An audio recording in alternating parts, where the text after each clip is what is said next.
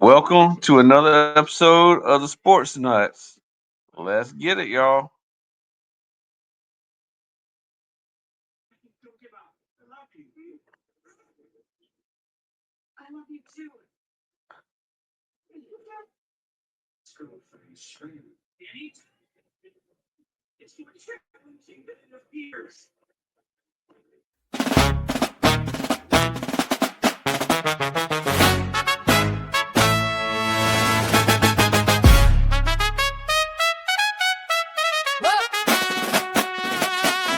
Welcome to Sports Nuts University.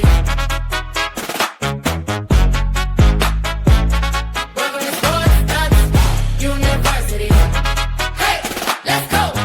Hey, let's go. Welcome to Sports Nuts University. We run this show. We run this show. Welcome to Sports Nuts University. Hands up, get loud. Hands up, get loud. Welcome to Sports Nuts University.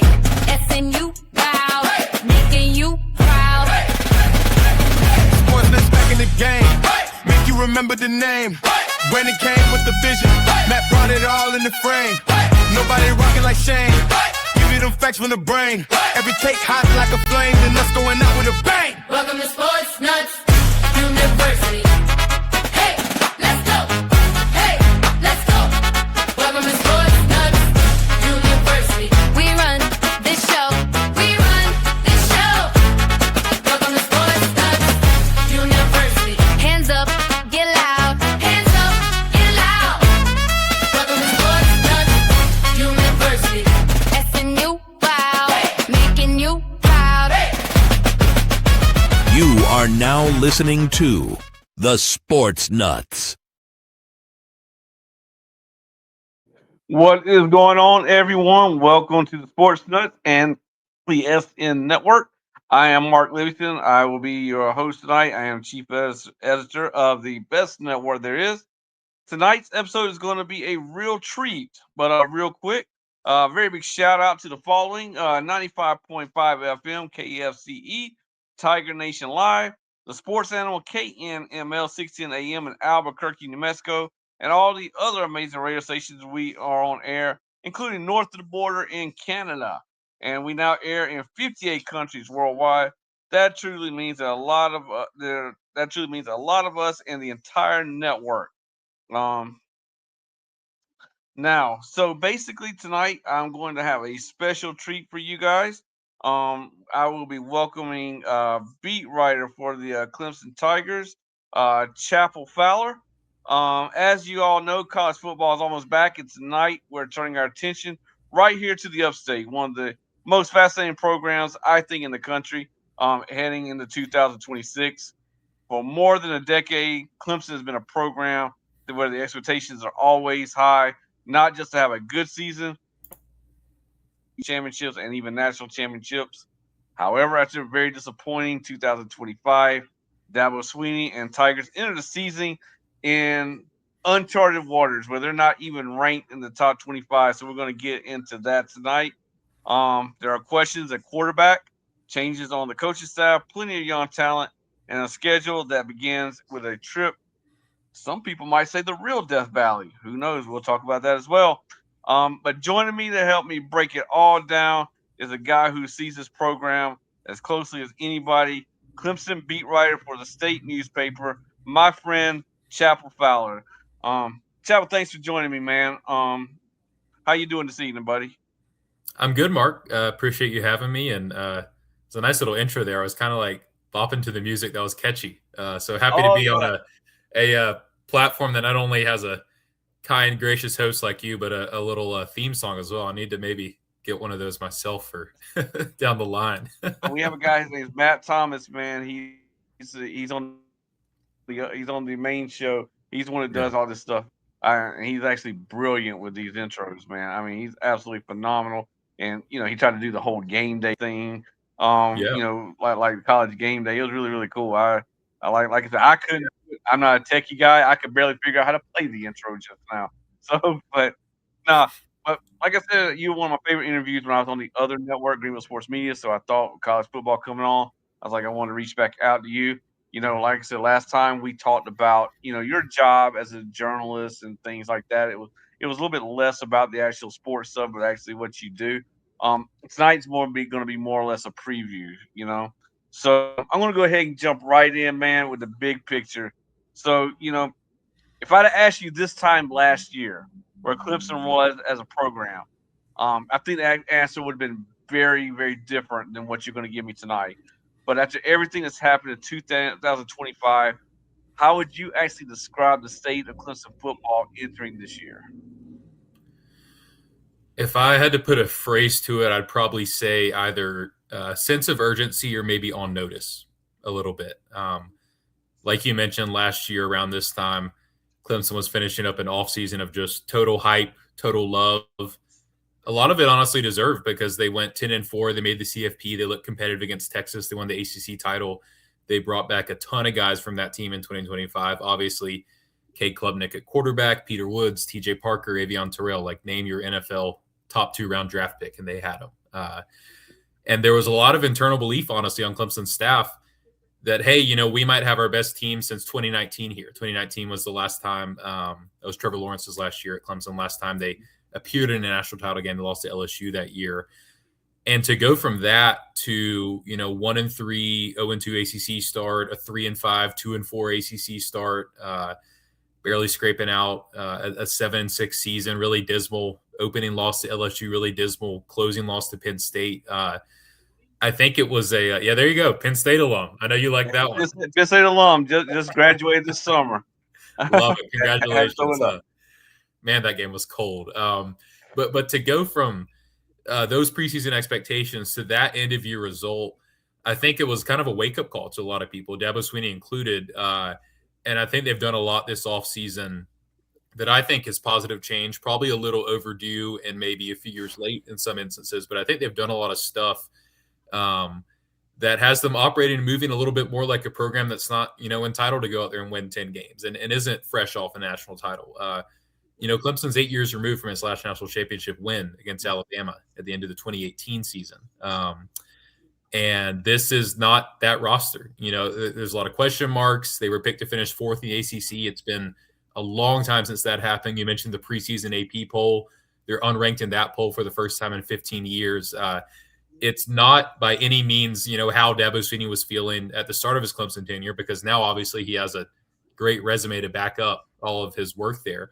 But this team doesn't really have the benefit of the doubt right now. I think they're kind of getting used to that and embracing that, but it certainly makes for a lot more of an interesting season for me to cover because, it's a once great program that is still, the last 15 years, very competitive, stacks up really well nationally in all the stats that you care about, wins, conference titles and everything, but has a lot of questions to answer this year. And if they don't get answered, I think it makes 2027 really interesting, probably leads to a few more staff changes in 26 and makes last year a really tense year for Dabo himself. We're not there yet. I don't think he's on the hot seat by any means, but this is going to be a really interesting challenge in 26. So I'm excited to talk more about it. It's a lot different than what I've usually covering Clemson football.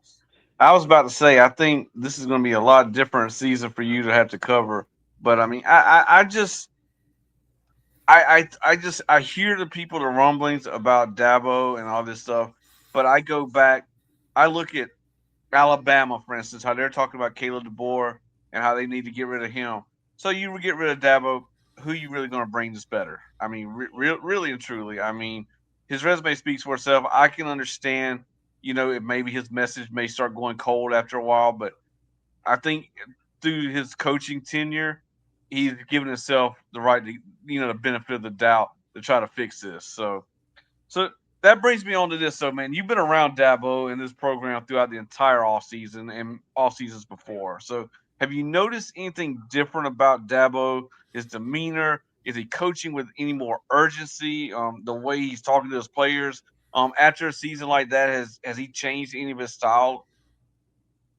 A lot of it is still the same. I think there are some tangible changes, though. A lot of those are ones that we're probably not going to see externally in the media.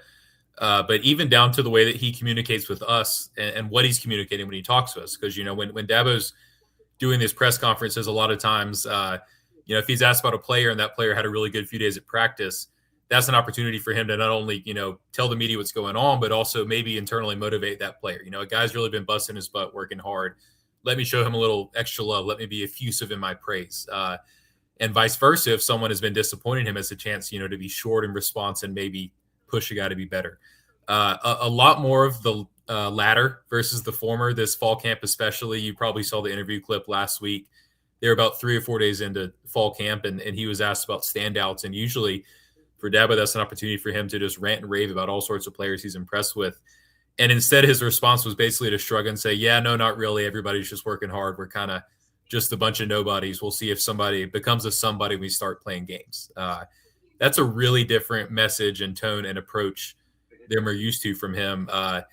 He's a guy who believes super hard in his players. He's always in their corner. He will hype up guys that are not playing well. He really uses press conferences at times, I think, to motivate guys and show that he still has, belief and support in them even when they're struggling. But right now, I think it's a lot more short, to the point. He's not giving out unnecessary praise.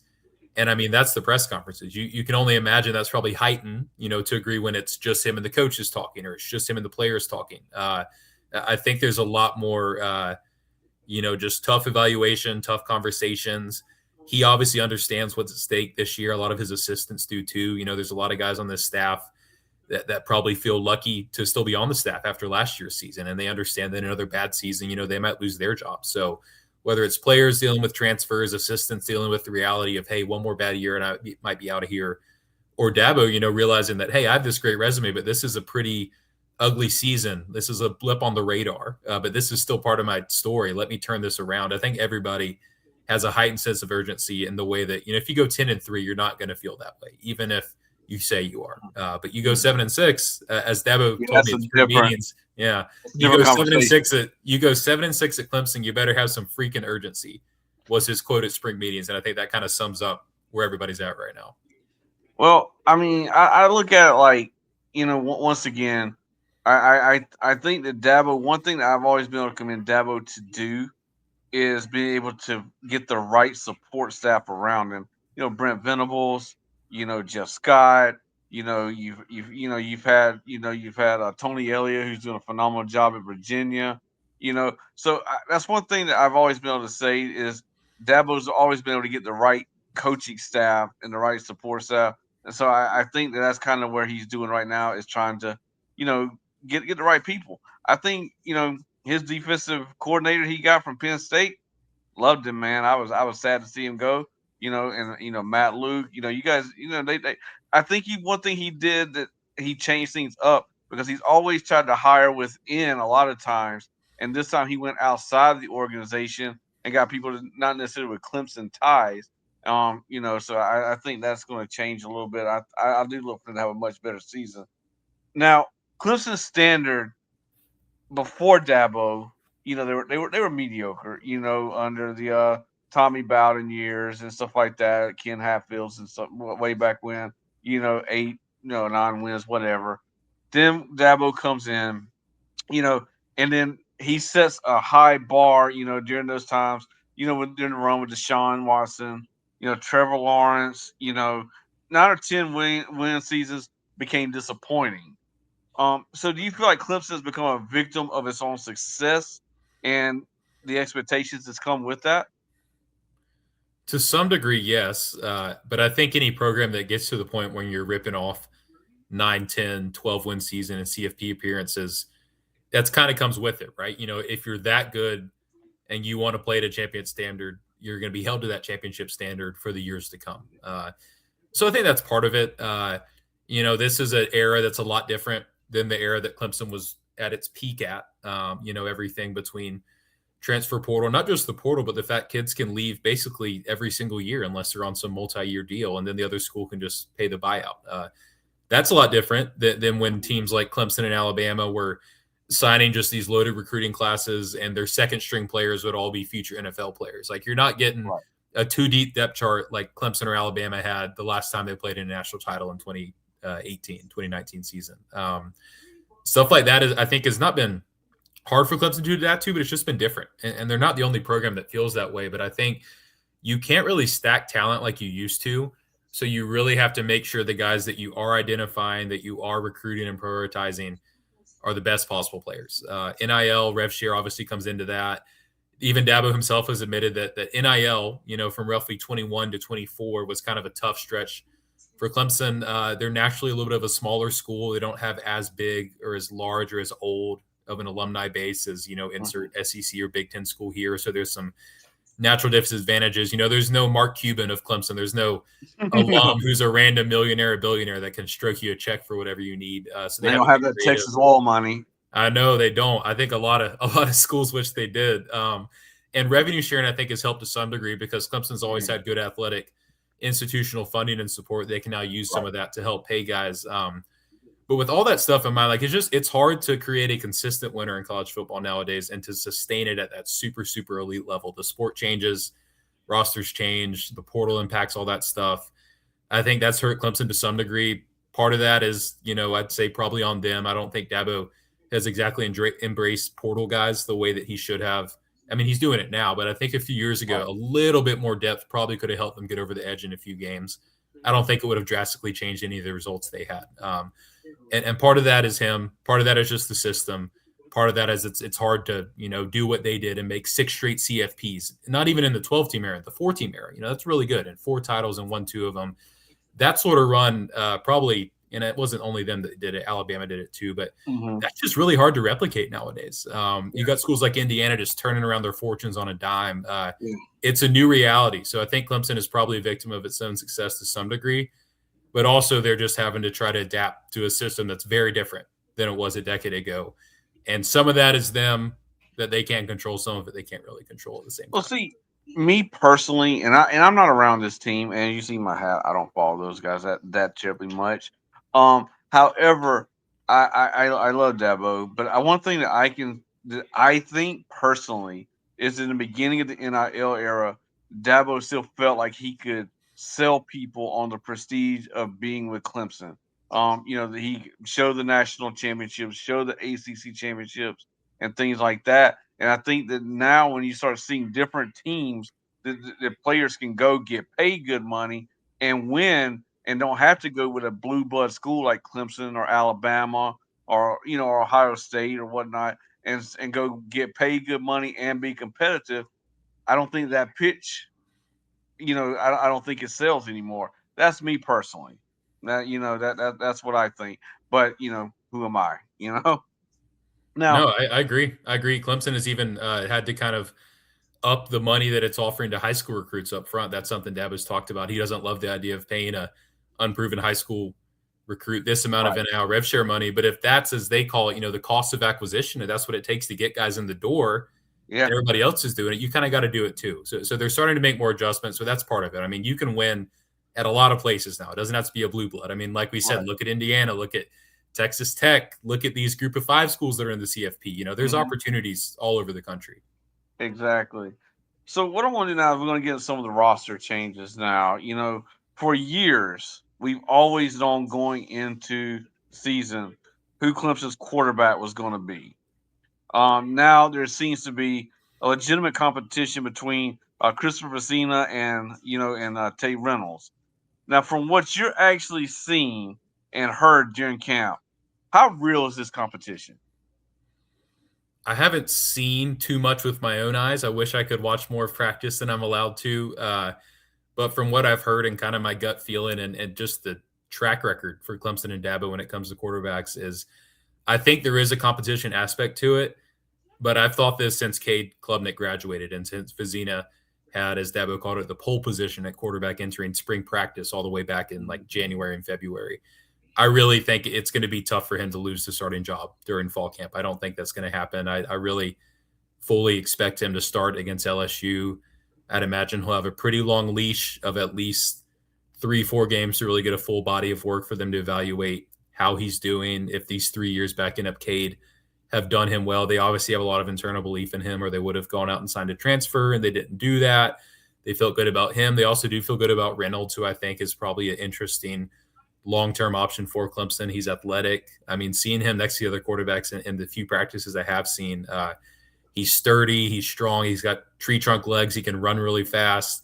really good throwing arm, zip, velocity on the ball, but he's still a true freshman. And I think Vizina does have a natural advantage having been in this system.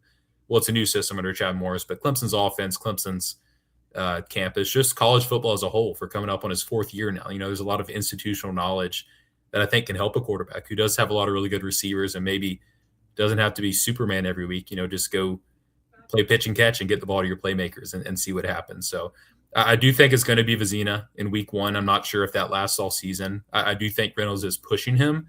So there probably is. I think it's fair to call it a competition. But as you know, there's levels to competitions like that. Mm-hmm. And I think this one started with Vizina on top. And I do think at least heading into the season, before we get somebody on the field to see how they look, I think it's going to end with him on top as well.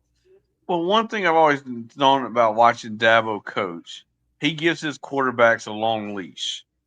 Sometimes to his own, demises, basically. He went with Willie Corn for a very long time before finally making the switch to Deshaun Watson, during that time.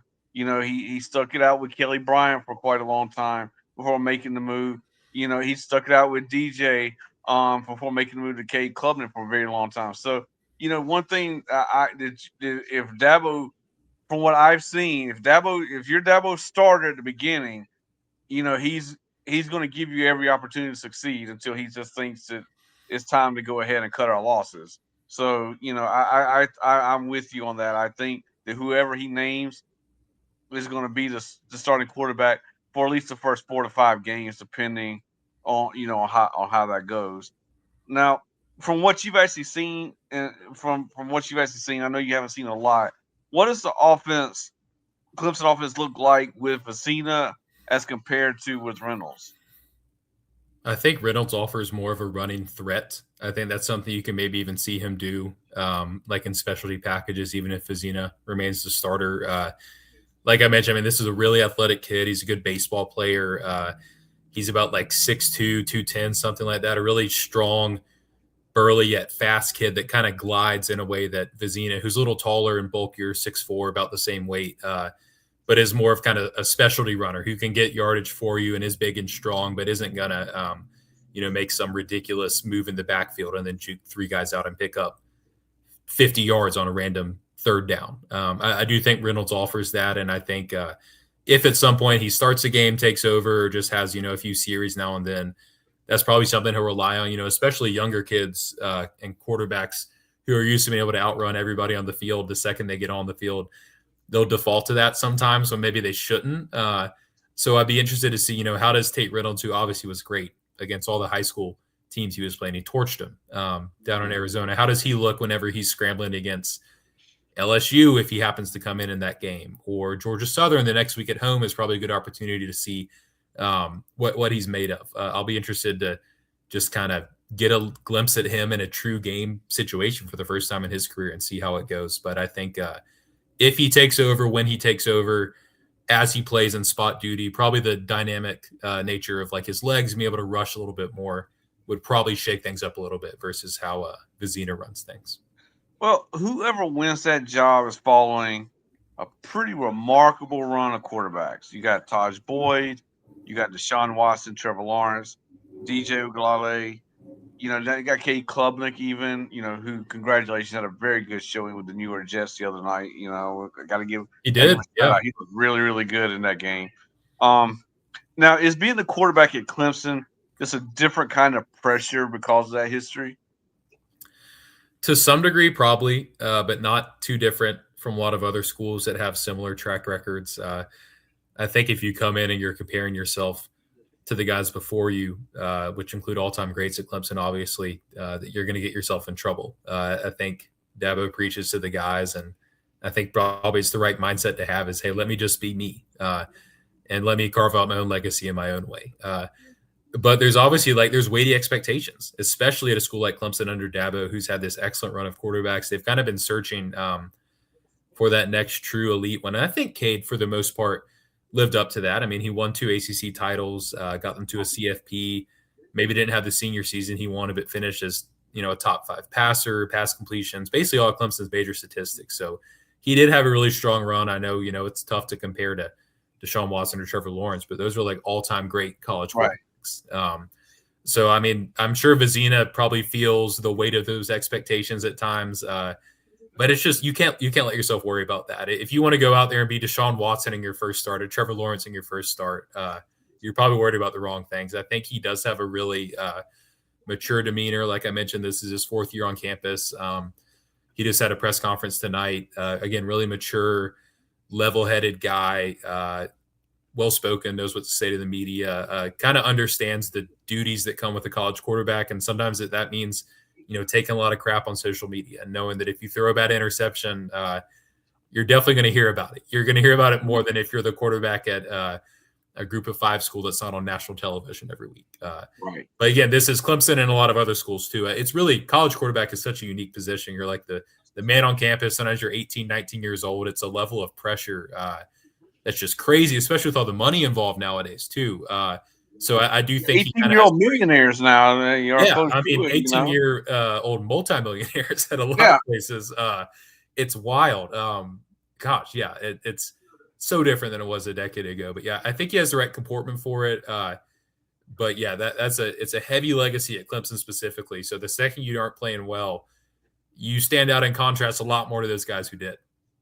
But the thing is, too, is not only the legacy that you're coming, it's the money that's being paid to you. So now people, are donating to these collectives and stuff like that. So they're feeling fans are feeling even more empowered because they're putting their money into the collectives to pay these players a lot of times.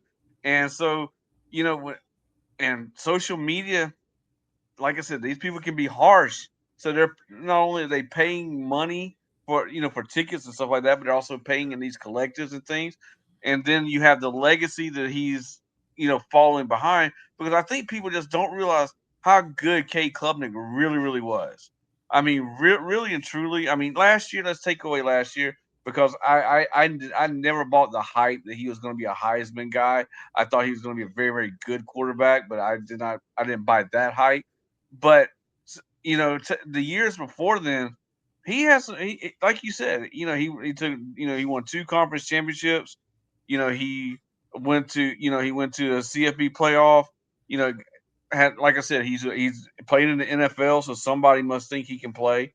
Had a very, very good game with the Jets. So I think that people don't realize how good he really was. And I think that's unfair because, of course, you're following Deshaun Watson and Trevor Lawrence. Those guys are all-time, like you said, those guys are all-time greats. They'll probably have statues of them, at Clemson one day. So, I mean, I think he gets a bad rap at times, for him, because he was a very, very good quarterback. Now let's talk about a little bit about Chad Morris. He comes home. I think that's one of the most interesting stories to me. Because Clemson football, it looked very different when he first arrived with Dabo as it did now. So why did Dabo believe that Chad was the right person to bring back at this point in the program? A few reasons.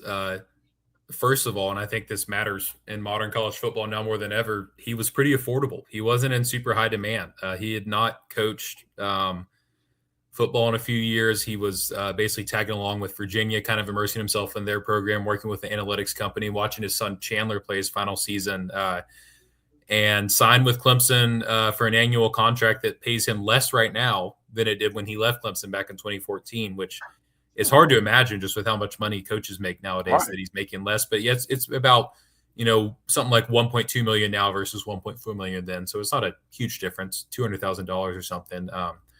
It's a very buyout friendly contract. But I think the main thing more than that or anything else is that they know each other. They had previous success together. And Dabo went and tried a more unique out of the box offensive coordinator hire when he poached Garrett Riley. I think just about everybody in the country thought, yeah, that's going to work. Here's this hot shot coordinator fresh off a title appearance with TCU, this awesome Cinderella story out of nowhere. And now he's going to Clemson with all these great players. That just is, of course, going to lead to success. And I do think this gets lost. Garrett Riley in 2024, Clemson's offense in 2024 was excellent. All the stats, all the numbers were basically the best they've had since Trevor Lawrence had been there by a long shot. It was better than anything that Brandon Streeter did, that they did when DJU was quarterback, even some of Tony Elliott's later years. So 2024 was excellent. But then you bookend that with 2 seasons that are just not, Right. elite offense, whether it was game management or rushing offense or third down conversions, just all sorts of stats that were not where they need to be for a really good nationally competitive program. Dabo, I think, got really frustrated at the lack of a run game. A lot of last year, Clemson finished way lower in the rushing yards per game, rushing offense stat than it ever has under Dabo. I think it might have been their worst total under him. They were like 120 out of 130 something teams. So Chad Morris is a veteran. He's had past success. He knows how to establish a run game. They want him to establish a run game. And just, I think the past history with him and Dabo played a big role. He's going back to somebody he's comfortable with, for better or for worse. See, and one thing that I don't think people realize is, despite all the quarterback success, Dabo wants to run the football. And he with Will Shipley, and people like that. They've had C.J. Spiller, James Davis. They've had a history of actually wanting to run the ball. So like you said, there was no real running game. I'm not gonna lie, I was jealous when I got Garrett Riley, because when Shane Beamer hired Darrell Loggins, that was who I was wanting, was Garrett Riley. Well, we see how that played out. But we'll see how South Carolina does with Kendall Briles. But this is about Clemson. So now college football has changed. Now one thing I do say about Chad Morris is there was also another guy who went and had a pretty not so successful run as a head coach and stuff like that. Was very, very out of the loop, and people didn't want him. And then Nick Saban went and decided to bring him on as an analyst, and then he came up to be one of the hottest head coaches in football right now, Lane Kiffin.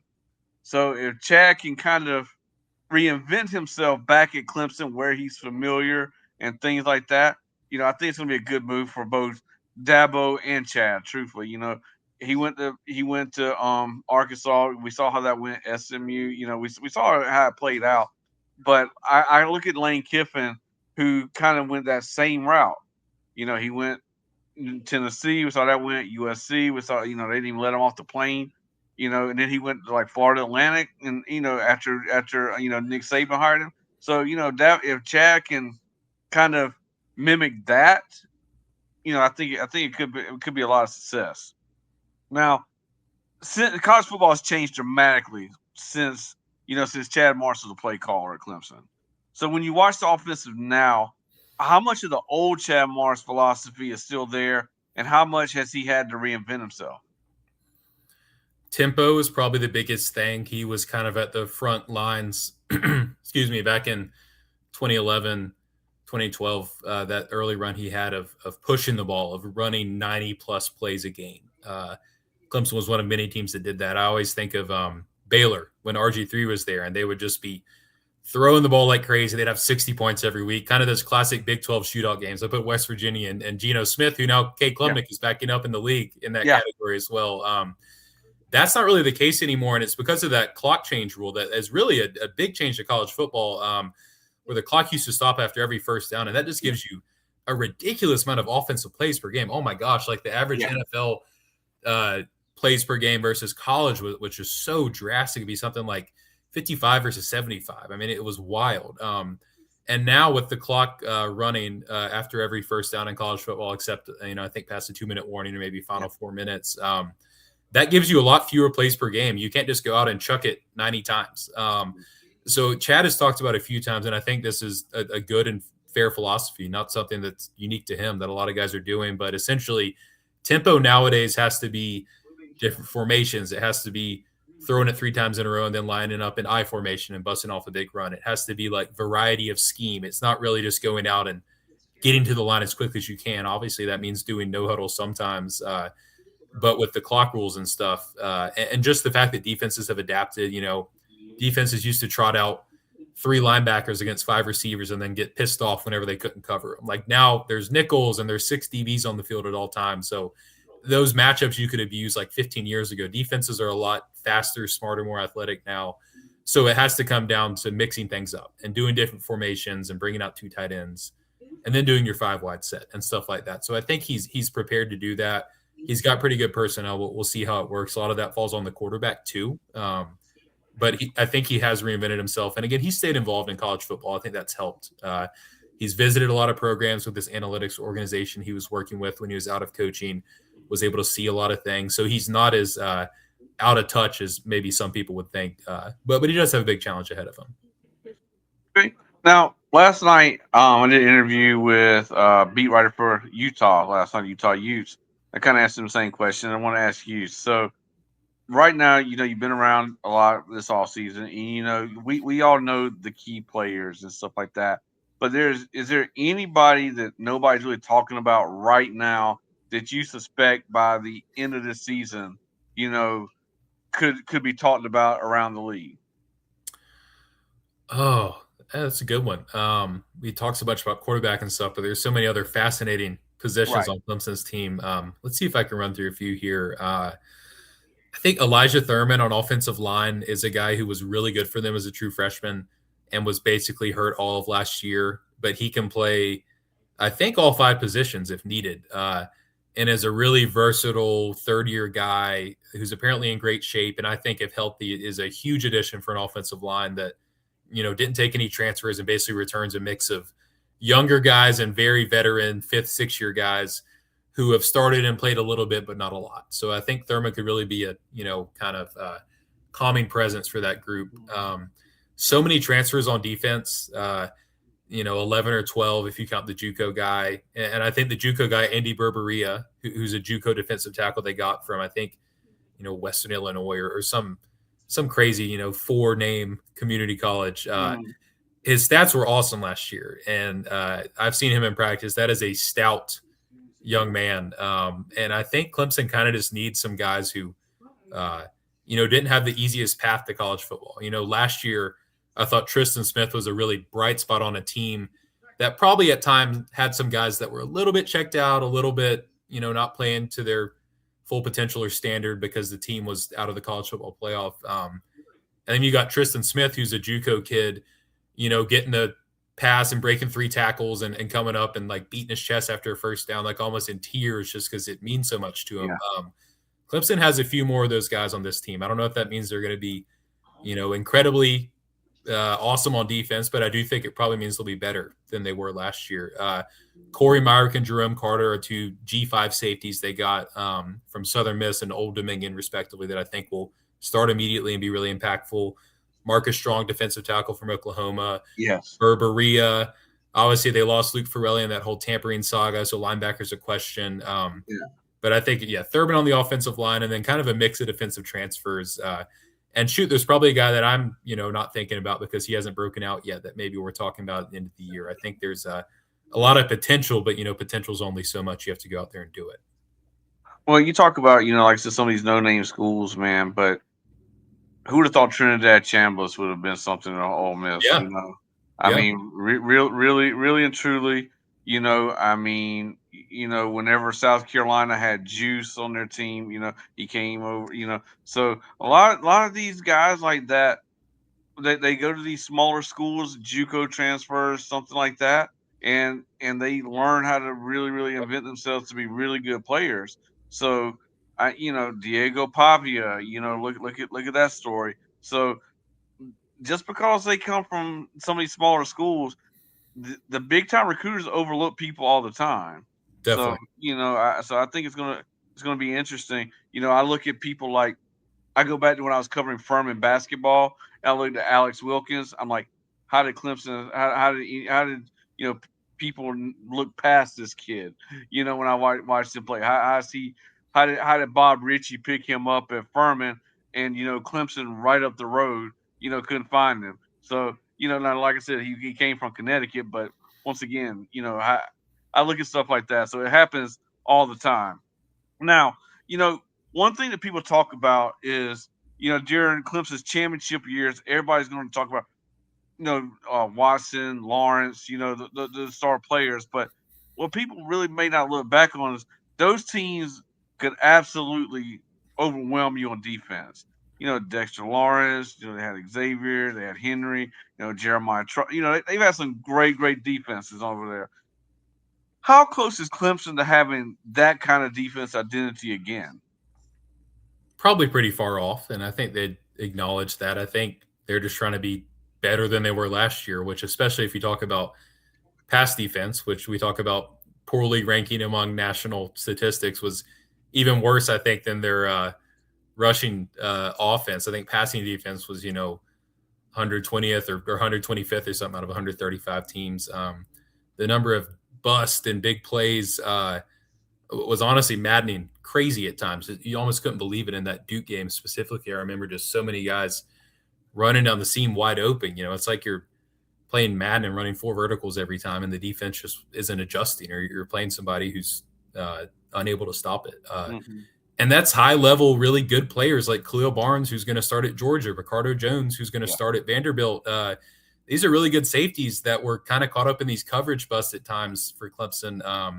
It wasn't just them; it was a lot of guys, but even their best players were getting in those positions. So I think there were some scheme issues that they needed to fix, and you kind of saw the writing on the wall mid-year when Dabo basically promoted Tom Allen's son, Thomas Allen, to an elevated role overseeing, defensive communication in the backfield.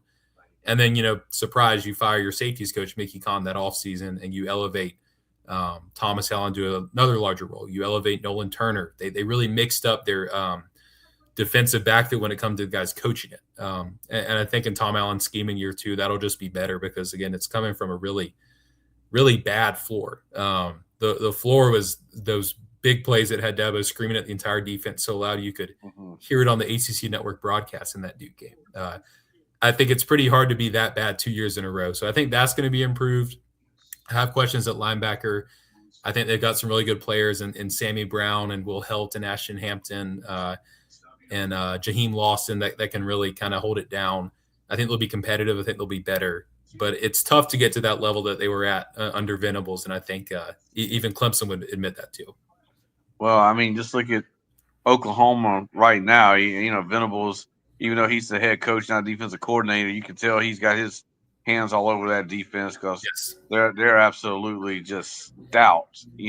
So I tell people Venables was a defensive genius, truthfully. So you're not going. I don't think you're ever going to get to that point. And Tom Allen's a great coach. Trust me, I watched him at Penn State, for years and stuff like that. And I think if you get the right people to fit what he wants to do, then I think he's going to be really, really good for you guys. But if Clemson is going to surprise people nationally this year, who is the player on defense that you think has to become that star? Maybe the other linebacker besides Sammy Brown. And I think the favorite to be that second linebacker for Clemson, which would have been Luke Farrelly, if not for the Ole Miss tampering saga, is probably Kobe McLeod. He's a 5th-year kid. He's been around a while. This is the younger brother, the former Clemson receiver now in the NFL, Ray McLeod, his younger brother, who's flashed at times. I think he ended up starting the Pinstripe Bowl last year when they had a bunch of guys out and played okay. He's gotten kind of rave reviews during camp. They don't probably need their second linebacker to be a total star, but they need him to be competent and reliable and at least somewhat consistent and not a total, liability in run defense or pass defense. And I think McLeod can get there because if you look across the board, that's probably one of the biggest spots with the question mark. I think defensive tackle, they probably need some of those guys to elevate to like a true elite standard as well. Whether that's Marcus Strong, who came over from Oklahoma, or Berberia that I mentioned, or Amari Adams, who's an in-state kid from Florence, played with the Sellers brothers down there. That's could start as a redshirt freshman, as a sophomore. Or maybe it's Vic Burley, who's been an often injured veteran that's kind of flashed at times. But probably McLeod at linebacker, and you need probably 2 or 3 defensive tackles to, not go out there and be Dexter Lawrence, but be competent as well. Those are 2 positions that Clemson really needs somebody to step up at because they've got proven talent in a lot of other spots, but not really those just yet. So Dabo bringing Marcus Strong over from Oklahoma, has it been like any type of little back and forth between him and Venables about that? No, this is so fascinating. You hear this all the time when transfers happen. Most transfers. You didn't hear this with Luke Farrelly, but a lot of times coaches, whenever guys in the portal, hey, he's gone, he's not with us anymore, they'll take calls from other coaches. They'll vet guys. They'll offer their honest opinions. And And I know because they told us this publicly, in the Marcus Strong situation when he entered the portal, Dabo called Venables. They had an honest conversation about, here are Marcus Strong's strengths, here are his weaknesses, and Venables totally endorsed him as a great fit for Clemson. And, even Strong himself said during spring practice, he's got a great relationship with both those guys. A lot of these transfers maybe aren't as combative as people think. Again, when you're Darian Mensah and the Duke Miami saga, Farrelly, maybe the coaches aren't calling each other up and, talking up the player or something like that. But with a lot of these, with Marcus Strong as an example, and even Chris Johnson Jr., who Clemson got from SMU, the running back, Dabo and Rhett Lashley talked about him. Dabo and Venables talked about Strong. I think a ton of those conversations happen. Dabo does the same thing for a lot of Clemson's players too. Yeah, I don't think though that Dabo and Ole Miss are going to really be giving each other notes anytime in the very very near future. None of that. I've never in my life seen Dabo, like I said, whenever he did that press conference and he just broke down everything from by the hour, I was like, oh my goodness, this is epic. This is like pure gold. I was like, man, I wish I was covering Clemson right now because this would be awesome. That was quite a press conference right there. I'll remember that one for the rest of my life. I was thinking the same thing. Now, we talk about the public. We see Dabo a lot. He's very, very public. He makes public comments, and it makes it sound like he's digging in his heel and his beliefs. But how much has he actually really changed behind the scenes? Has the program evolved more than people outside Clemson realize, or is it still a lot the same? I think there's been significant tangible evolution on a lot of fronts. Again, it's hard to see all of it. I'm not in their team meetings, but with the way he's talking about players publicly, the fact that he's, fired at least one assistant coach 4 or 5 off seasons in a row now. He went about a decade without firing a single assistant. And then starting with Brandon Streeter in 2022, there's been at least one assistant firing, often multiple assistant coach firings every season since then. At the Board of Trustees meeting in February, which usually is a time for Clemson to kind of rubber stamp and pass through these annual raises for all their coaches and contract extensions. Basically, nobody got one. So I think there's not only is Dabo changing, but I think there's, that's kind of a hint from the administration that, hey, like, we still believe in you, but, these contract extensions that we're handing out that lead to elevated buyouts and a lot of money saddled in like former coaches that we can't really, we'd rather not pay right now. Like, how about consider this a prove it year to some degree when it comes to something small like that? I mean, just little things. I mean, that's not Clemson's administration getting in Dabo's face and being aggressive or anything. But I think there's little signs that, Dabo's adapting and changing and understands, the pressure and the magnitude of the role he's in, the role his program plays, and what happens when you stack multiple bad seasons. And I think Clemson's administration is, in its own polite, respectful, very supportive way, kind of making that known as well with stuff like that I mentioned with like the minor raises that used to happen every year, not happening. I thought that was really interesting. They also had a support staffer, John Gross, go take the head coaching job at Samford, FCS Samford, SAM, not Stanford and ACC, but Samford. Yeah, I covered the SoCon. I'm very familiar with There Samford. you go. You know it. So he went there, and I think that was a sneaky, underrated part of Clemson's offseason because, in my opinion, I think they had a few too many former players on their staff that obviously were doing their best. But it's just a little bit different when you coach under or you play under a guy and then you work for him. I don't know. Like, it's probably not the most perfect environment for new, fresh ideas because it's a lot of guys who came up, playing for Clemson, doing things the Clemson way. So that's kind of what they think is the right way. John Gross leaving for Samford, he took a lot of Clemson support staffers with him, gave them more elevated roles at a lower level.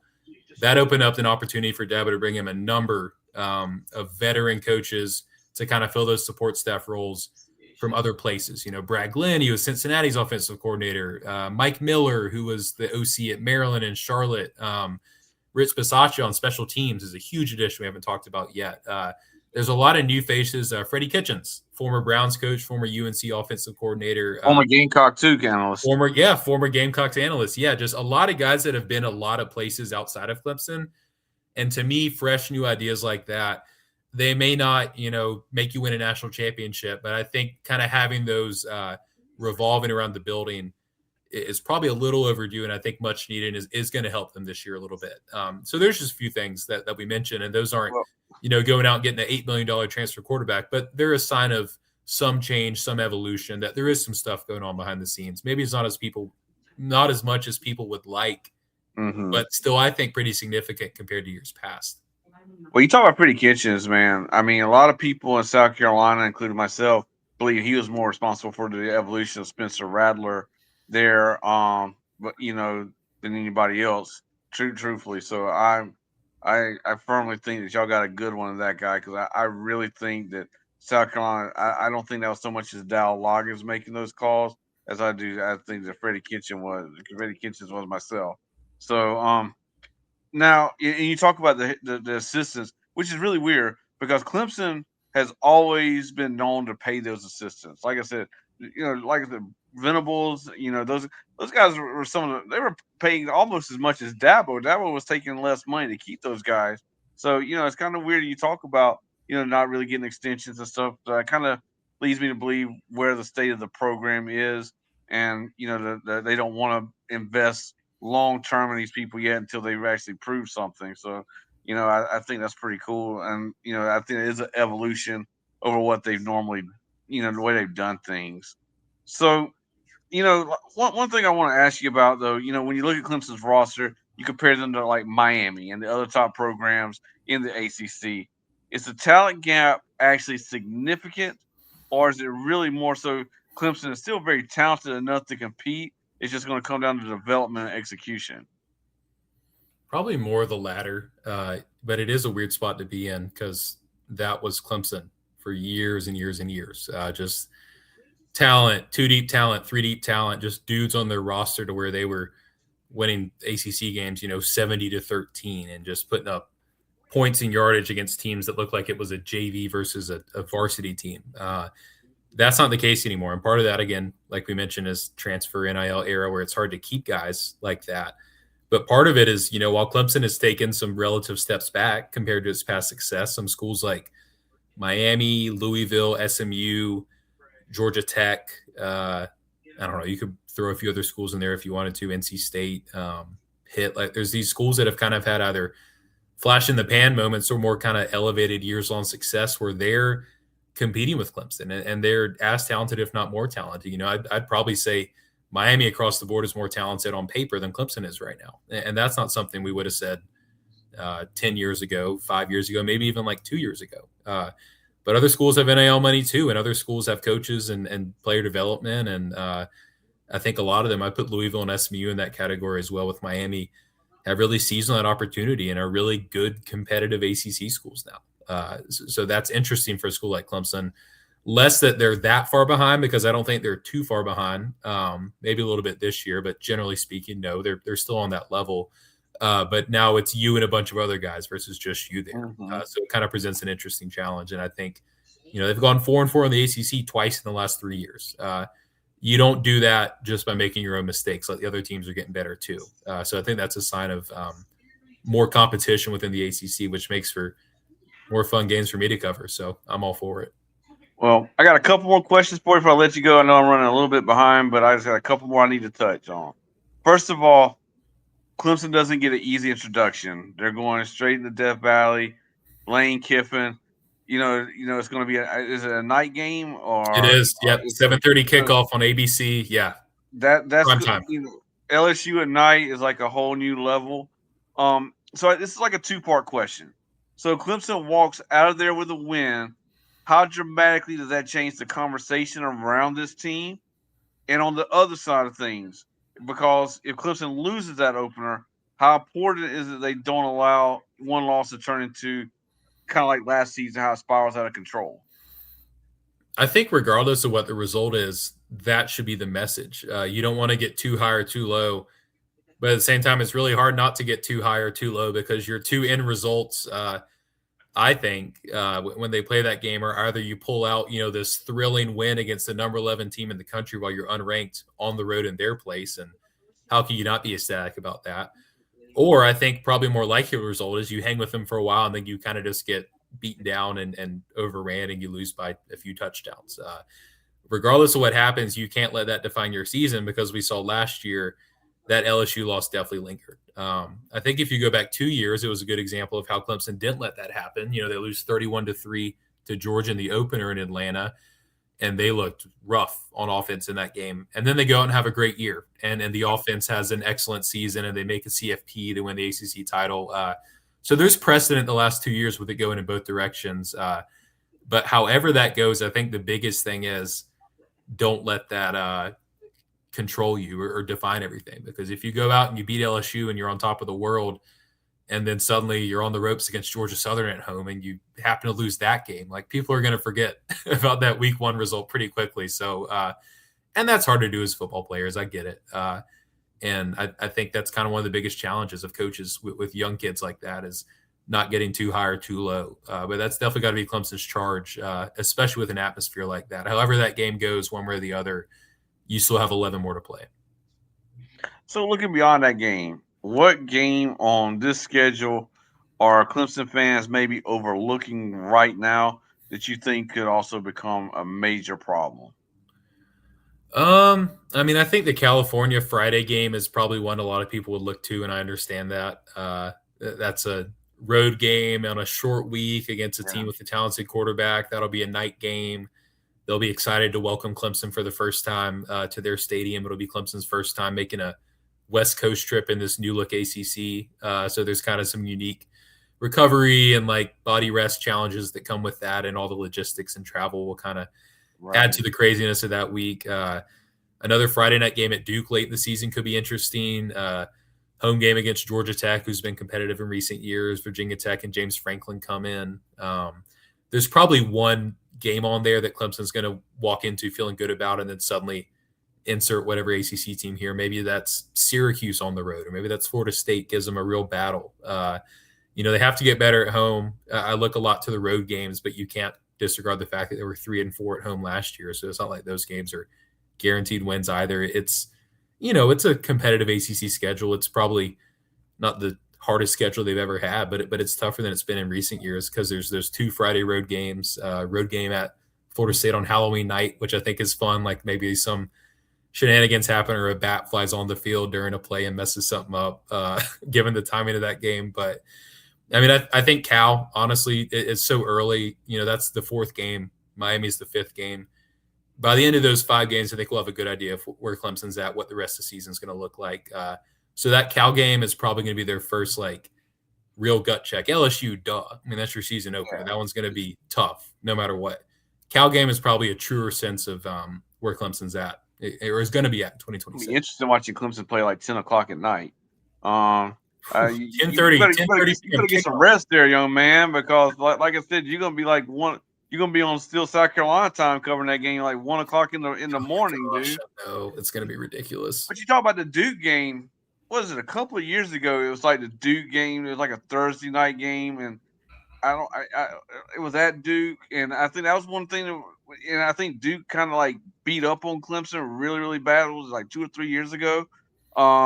And that kind of showed people were doubting Clemson at that time. I think it might have been 2 years ago, and they still ended up winning the championship. I can't remember. I just remember watching the game. So Duke's always a kind of a tricky. It's been a kind of a tricky team. And they're not the same Duke as they've always been. They got really good coaches. Manny Diaz over there, good coach. So I think that's going to be really, really interesting. Now, can't let you go without talking about the rivalry. Now, you cover this rivalry up close. So for people, we have viewers, we have people on the radio and things like that. We got people in Canada listening to this, Texas, all over the place. So you cover this rivalry up close. For somebody who's never experienced Clemson versus South Carolina from inside either stadium, Williams-Brice or Death Valley, what do people outside the state really not understand about how personal this rivalry really is? It's a great one. I love it. I love covering it. South Carolina is a small state. The total population of South Carolina is equivalent to Metro Atlanta at large. It's a small state. There's 2 really interesting and usually competitive schools within that state, and I think it just makes it that much bigger. It's one of the longest running rivalries up until 2020 when the SEC played a conference-only schedule and it stopped the streak. I want to say they were maybe tied for the second longest running rivalry in college football ever. So if COVID hadn't happened, they'd still be right up there. It's them and a bunch of those old Big Ten rivalries that go back even later than you'd ever realize. But it's tough. It's nasty. There's fights. There's competitiveness. I do think there's a lot of like game respect at the end of it. And, the coaches right now, Dabo and Shane, are very good friends and really respect each other. I think at the end of the day, like those players will push and shove, but they both respect that like both teams are really going at it as hard as they can. It's been great in recent years. The road teams won that rivalry game, I think 5 years in a row or something like that.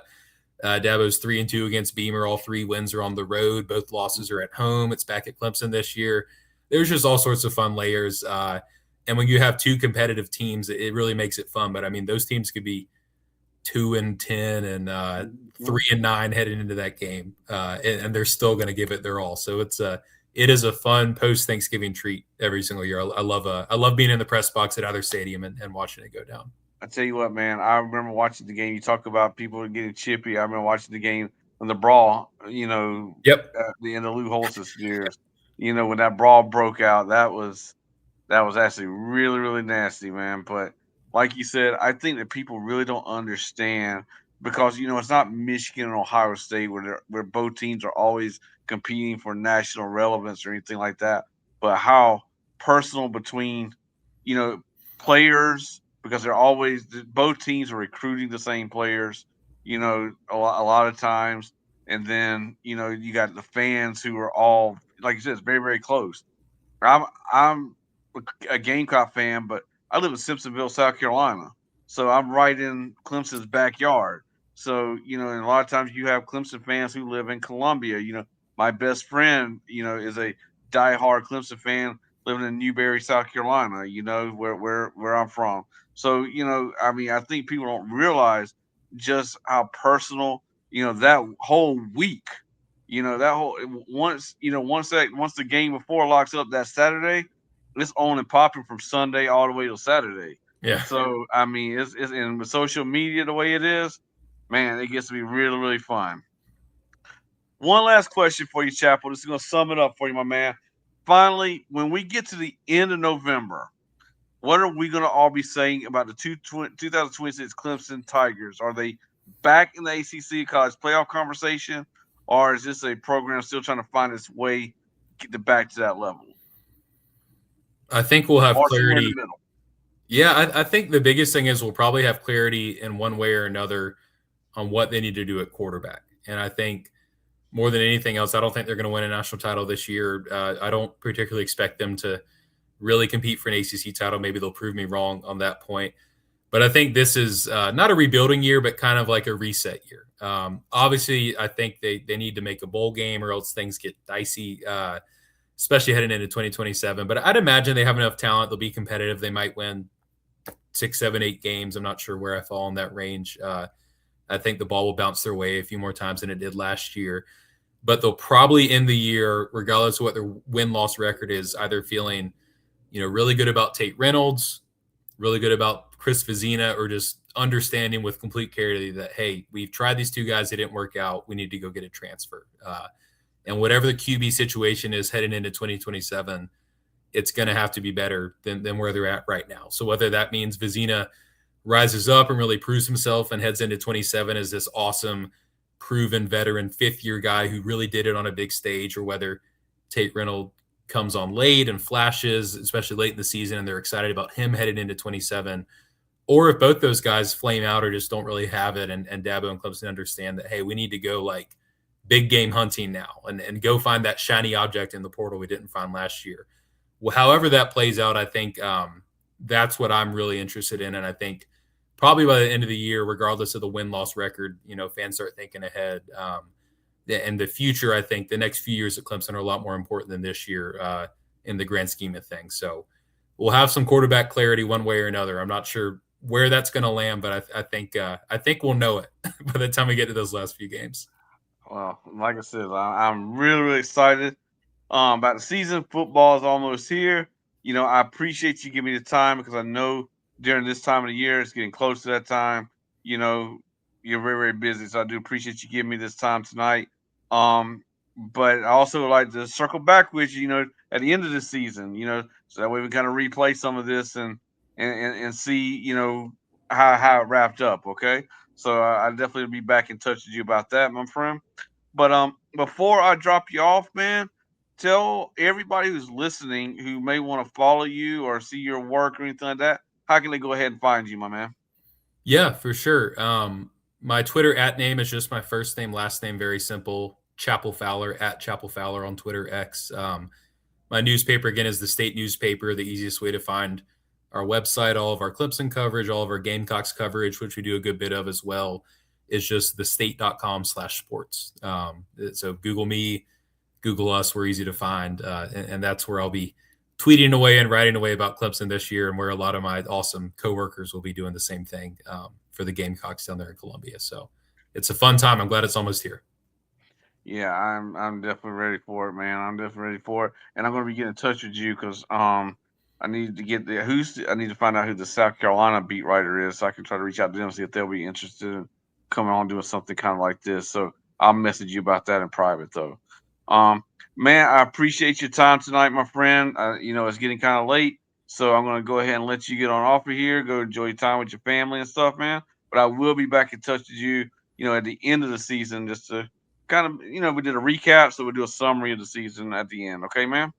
Sounds good. Thanks for having me, Mark. All right, brother. Thank you for joining me. Have a good night. All right, everybody. How cool was that, my friends? Chapel Fowler, awesome beat writer for the University of Clemson. Definitely gave us a lot of great insight. So just to kind of let you guys know, he did tell you how to reach him. Please go give that man a follow because he is a hard worker, especially if you want to know anything about Clemson sports. Not only football, but he also covers the basketball, baseball, stuff like that.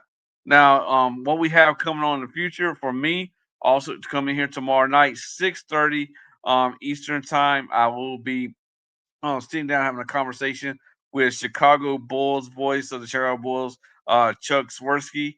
He will be joining me at 6:30 Eastern time. We're going to be talking about Bulls basketball. Also his time as a play-by-play guy for Toronto Raptors as well. So that's going to definitely be some fun. Also tomorrow night on the main show with Brandon and those guys. I don't want to massacre her name, but she is definitely a phenomenal guest. She is with a big sports anchor in Hawaii. Definitely at 7 o'clock p.m. Eastern time. They'll be doing that as well. Next week I will have Gamecocks ace Michael Roth on the next Wednesday. If you are a Gamecock fan, you already know he is the ace from the best time in South Carolina baseball history when they won the College World Series 2 years in a row. So that's going to be a lot of fun. Monday, I will have from On Three Jake Crane on the show as well. So I'll be sitting down and talking a lot of national college football with him. So we got a lot going on. I still have coming up also Mike Farber from the Charlotte Hornets. He's going to be on here. He's the play-by-play guy for the Hornets. We also have Mike Mascalo from the Hurricanes. So got a lot going on right now. So definitely, please, keep tuning in because trust me, it's only going to get better from here. So as Brandon would say, peace up, A-Town down, because Atlanta is the best sports town in the country. And peace out, you guys, and y'all have a great night.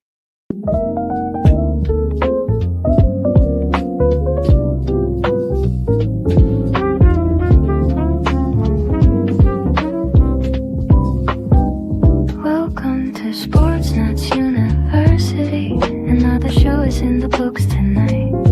We talked the games, we gave you everything. Now let the campus fade into the light. Sports Nuts University, where the nuts always come to play.